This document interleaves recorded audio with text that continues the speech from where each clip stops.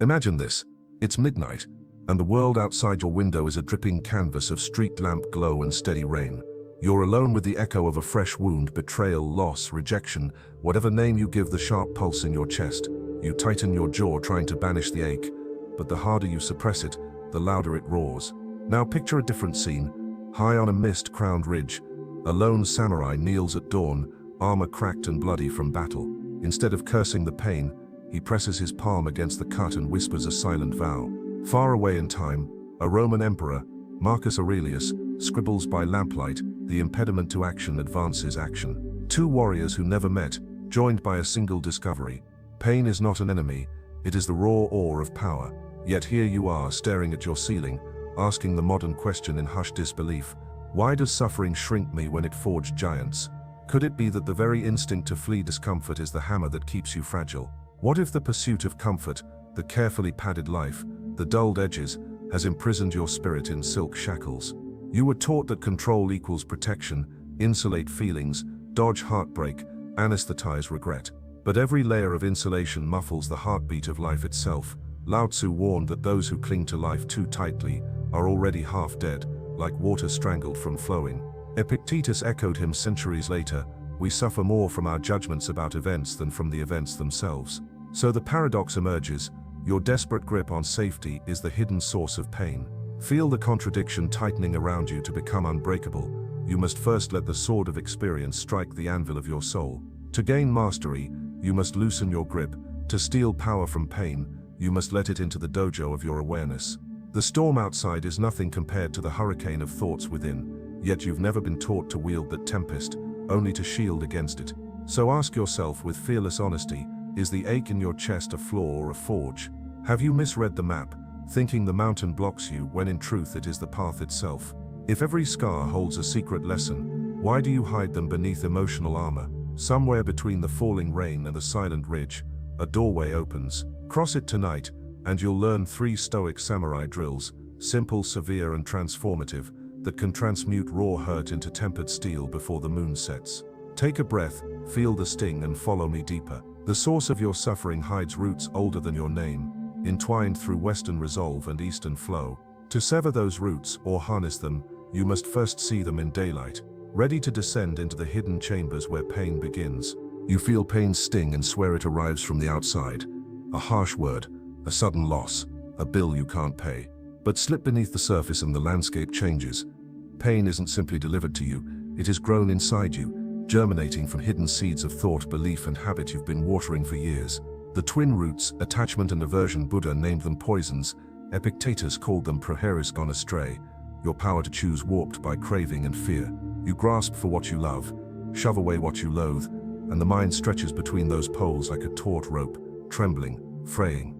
Each tug carves micro tears into your sense of self. Enough tears and every new stressor feels like salt in an open wound. Stoic mirror, Marcus Aurelius reminds you, external things cannot touch the soul, not in the least. Taoist echo, Lao Tzu whispers, he who grasps loses. Different tongues, same diagnosis, the hurt is homegrown. Desire disguised as control. Think back to the time you desperately needed approval. Schoolmate, lover, boss. You rehearsed words, shaped your posture, edited your laughter. You imagined you were steering the situation, yet your steering wheel was welded to their opinion. Control became the costume of dependence. Seneca wrote that a man who sets his happiness on anything he can lose is hanging his joy from a thread fine as a spider's web. Zhongzi pushes further. Clinging to fixed identity is like tying a butterfly to keep it close. The beauty dies in your hands. So the hidden problem isn't pain itself. It is the illusion that comfort can be stockpiled if you engineer life perfectly. You defend against discomfort with the fervor of a fortified city, forgetting that cities fall not only to siege, but to rot from within. Cognitive traps tightening the noose. The permanence illusion. You secretly believe today's pleasure can be frozen in amber. When change inevitably raises the scene, it feels like theft. Personalization bias. You assign cosmic meaning to everyday slights. A friend's late reply becomes evidence of your unworthiness. Catastrophic projection. One misstep blooms into a mental slideshow of lifelong failure. Each bias grafts onto attachment and aversion, forming vines that choke perception until every stimulus is filtered through. How does this threaten or validate me? Cultural conditioning. The comfort cult. Scroll your feed. Ads promise friction-free banking. One-click romance. 5-minute abs. A society addicted to ease breeds citizens allergic to effort. Marcus walked battlefields. You walk a hallway and moan when wear fee fades. The softer the environment, the sharper each pebble in your shoe feels. Pain hasn't amplified, your thresholds have shrunk. Confucius warned that untested virtue atrophies like unused muscle. Without voluntary hardship, you become a porcelain cup, glossy, fragile, useful only until the first unexpected drop. Inner dialogue, the invisible tyrant. Listen to the voice narrating your life. This shouldn't happen. I can't stand this. If only they'd change. Notice its one-note melody. Resistance. Every shouldn't is a prayer to a false god of perfect circumstances. Every can't stand is a prophecy that ensures you won't. Epictetus offers the counterspell. Do not seek events to happen as you wish, but wish them to happen as they do. Here begins the alchemy. Reshape the inner monologue, and the same pain that once felt like poison becomes pure fuel. The silent cost you haven't tallied. Count the hours spent replaying insults, the sleep lost drafting imaginary rebuttals, the opportunities dodged to avoid potential embarrassment. Add them and confront the sum, years surrendered to phantoms. This is the unseen hemorrhage. The life force bled not by the blade of pain itself, but by the frantic writhing to escape it. A razor-edge question. If the hurt is self-woven, what happens when you weave differently? Picture a blacksmith's forge, raw iron, roaring flames, hammer rhythms, heat and strike, two torments that birth a stronger blade. Remove either and the sword stays brittle. Could your discomfort be delivering the precise temperature and pressure required to shape the weapon you keep asking for? Hold that image. Feel the contradictory pull. You crave transformation, yet reject the furnace. Tonight you'll walk into it eyes open. But first see the stakes clearly. Because the problem isn't limited to your sleepless nights.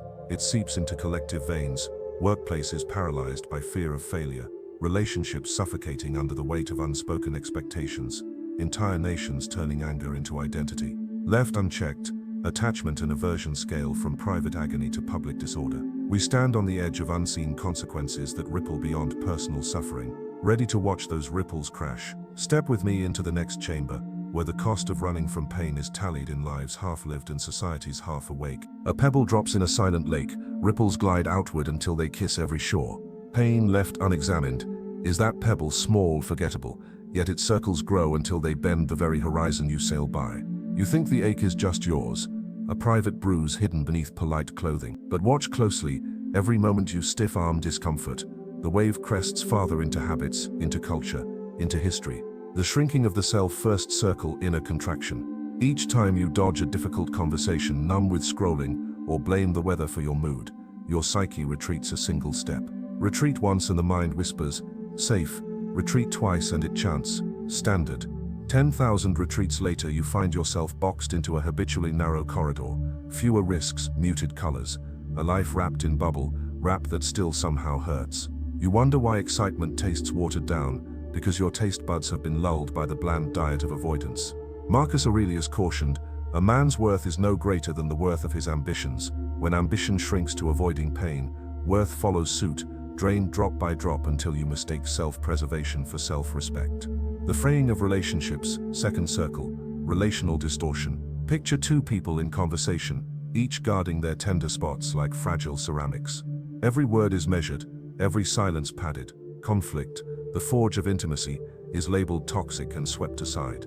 Over months, couples become roommates. Friendships fade into meme exchanges. Families discuss weather because truth feels radioactive.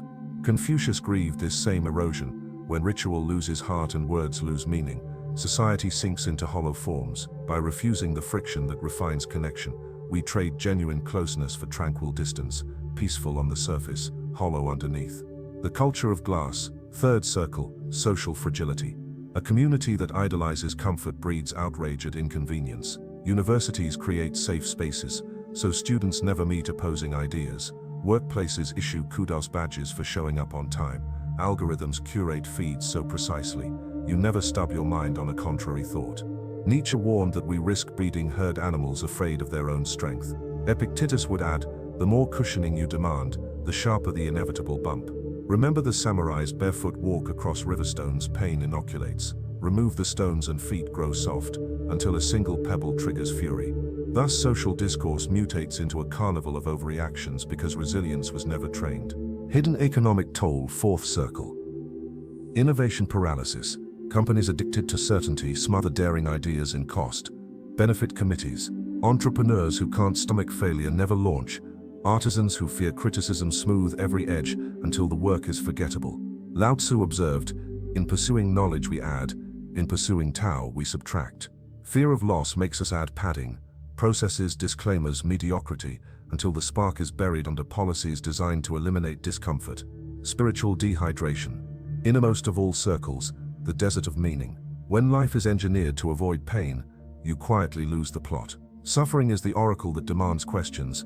Why am I here? What matters if everything can be taken? Banish the oracle and the questions fade. You drift through pleasure islands, oddly thirsty, because without brush fires the forest of purpose never clears space for new growth. Zhongzi's butterfly flaps above the flames without the fire, metamorphosis stalls. The silent urgency. Do you feel the quickening beat beneath these ripples? Not crisis trumpets but a low drum, like distant thunder announcing a storm you can't yet see. You stand on a cliff of unseen consequences, a shrinking self, echo chamber relationships, glass fragile societies, stalled creativity, and souls wandering through abundance like ghosts searching for a birthplace. Yet within the roar hides the invitation. Marcus insists what stands in the way becomes the way. Lao Tzu counters, the stiff tree cracks, the supple bough survives. Two instructions, one outcome, meet the obstacle and flow through it. There is a rebellion waiting, not against pain but against the reflex to run. A counter-movement whispered by swordsmen and sages, promising freedom not from hardship but through it. The night rain still taps your window. The pebble still lies in the lake, but you can choose to dive, grasp it and hurl it skyward, break the pattern, redirect the ripples. In the next chamber we will do exactly that, wielding 3 precise drills to reverse every circle you've just witnessed. Ready to step from observation to action. Listen for the sound of sandal on stone. The rebellion begins. The storm has been mapped, now comes the counter. Storm. A rebellion, yes, but not the loud kind that topples monuments. This uprising happens in the marrow, in the breath, in the single footstep that refuses the old groove. Tonight you will commit treason against the comfort cult by practicing 3 Stoic samurai drills, simple in form, severe in impact. Each one fuses Western resolve with Eastern flow, striking the mind like a katana warmed in Roman fire. Drill 1, the iron journal weapon. Perception: you sit at your desk, lamp low, page blank. The pen feels heavier than steel. Breathe once, then draw the vertical line, wound vertical bar weapon. On the left, carve the latest sting, betrayal, debt, loneliness. On the right, name the strength this pain demands, discernment, discipline, self-reliance. Marcus taught that judgment births suffering. Lao Tzu added that naming is the mother of the 10,000 things. Combining the two, you name pain, only to remake it. Language becomes alchemy. Question while you write. If this hurt vanished overnight, which muscle of character would remain weak? Ink is your forge heat. Reflection is the hammer. Close the journal. Feel how the ache has shifted shape, still hot, yet now it glows with purpose. You have performed a quiet act of rebellion, converting complaint into command. Drill 2, the 100-step gauntlet weapon. Action: step outside. Night air bites like a sparring partner's first strike. Find a strip of ground, hallway, driveway, dirt path, and mark the starting stone. Straighten your spine. Imagine a samurai removing his sandals, Marcus adjusting his breastplate. Begin walking, one deliberate step after another, up to 100. Every 10 steps recite a virtue aloud: 1 wisdom, 2 courage, 3 justice, until 10 amor fati. The gravel presses into your souls, a Morse code of sensation. With each impact you remind the nervous system. Pain is data, not danger. Epictetus would call this voluntary discomfort, inoculation against fate's random lash. The Taoists label it wu wei, in motion, action aligned with the river's current, rather than against it. You are not muscling through agony, you're dancing with it, counting breaths like drum beats. At step 100, stop, rain, wind, or suburban silence. Hold the atmosphere as witness. Bow, not to the world, but to the part of you that kept moving. That nod is a treaty with adversity. I will meet you on my terms. Drill 3, the silent cut weapon. Emotion: return indoors, or find a quiet ledge under starlight. Stand or kneel, spine tall. Close your eyes and picture the knot of emotional torque in the center of your chest. Anger, shame, grief, whatever rises first. Inhale 4 counts, draw an imaginary katana high above the knot. Hold 2 counts, blade poised. gleaming in mental moonlight. Exhale 6 counts. Slice down through the knot in slow motion, visualizing cords severed clean. No words, no chanting. Silence is the sharpening stone. Neuroscientists would say you're lengthening exhalation to cue the vagus nerve, tilting the body toward calm. Samurai scrolls call it ikiai, breath cut that empties fear before a duel. Both point to the same effect, emotion metabolized into clarity. Repeat thrice. The final exhale should feel like cooling steel slid back into its sheath. In that hush, ask one question: does this feeling define me, or do I define its meaning? Notice which answer arrives. Why these drills break the chain's perception. Pen the Iron Journal hijacks the story engine in your skull. By rewriting the narrative, you seize the reins of judgment, the birthplace of agony. Action footstep, the 100-step gauntlet deconditions the body's fear of sensation. Pain graduates from tyrant to tutor. Movement becomes proof that discomfort is survivable. Emotion breath, the silent cut pries open the warrior, monk gap between stimulus and response, where freedom hides in plain sight. Stoics pursued ataraxia, unshakable tranquility. Taoists sought harmony with the flow. These drills merge the two lakes into one river, steadfast yet yielding, fierce yet fluid, the rebel's oath. Tonight you are no spectator spouting motivational quotes. You are the smith, the walker, the silent swordsman. Take the oath: pain does not visit me. I invite it to train me. Speak it softly so the old self won't hear, then act so loudly that the old self cannot remain. Because rebellion measured only in words is graffiti on fog. Rebellion measured in embodied ritual carves grooves in the brain, calluses on the feet, stillness in the heart, and those grooves will redirect every future pebble until ripples become currents that carry you, not drown you. Stand poised on the ridge of dawn. One more chamber lies ahead, the ultimate realization that lights the entire path. When the sun breaks, will you step into its glare or blink back into darkness? Breathe, steady your mind, and follow the river toward its source. The final truth awaits. Dawn spreads across the sky like liquid gold, washing the ridge where the samurai once knelt and the palace chamber where Marcus once wrote. In this hush, swords and scrolls share a single shimmer. Everything that wounds you is asking to be welcomed and released in the same breath. The last paradox: all night you have hammered, walked, and cut. You rewrote the story, marched through sensation, sliced through emotion, but a deeper insight waits beneath the forge, the gravel, the silence. If pain can be turned into power, what then is power? Is it the hardness of steel, the certainty of a clenched fist, or is it the softness of water, the calm that laughs at edges? Lao Tzu tells you, nothing in the world is softer than water, yet nothing can wear away rock like it. Marcus answers, yield to the river of circumstances, and they carry you forward. Two voices, one chord. Real power is supple, fearless acceptance that turns every strike into momentum. The samurai's iron is strong because it passed through many fires. Water is stronger still because it needs no furnace. Everything is already its element, union of opposites. Look back at the night's drills. Iron Journal, demanding clarity, the sharp Stoic edge. 100-step gauntlet, disciplined stride, the hard imprint on stone. Silent cut, yielding breath, the Taoist melt into air. You thought you were wielding 3 different weapons. You were actually forging a single blade with a hollow core, iron outside, emptiness within. Stoic form, Taoist formlessness. Together they resolve the riddle. Epictetus posed, how can you be invincible? Answer: by nothing outside of your choice being necessary for your peace, and by your choices dancing with the current rather than damming it. The chrysalis moment: feel the pulse in your wrists. That beat is the drum of impermanence. Each throb a quiet reminder, this body, this mind, this very sunrise will pass. Memento mori does not mourn, it liberates. If everything is born to transform, pain loses its fangs.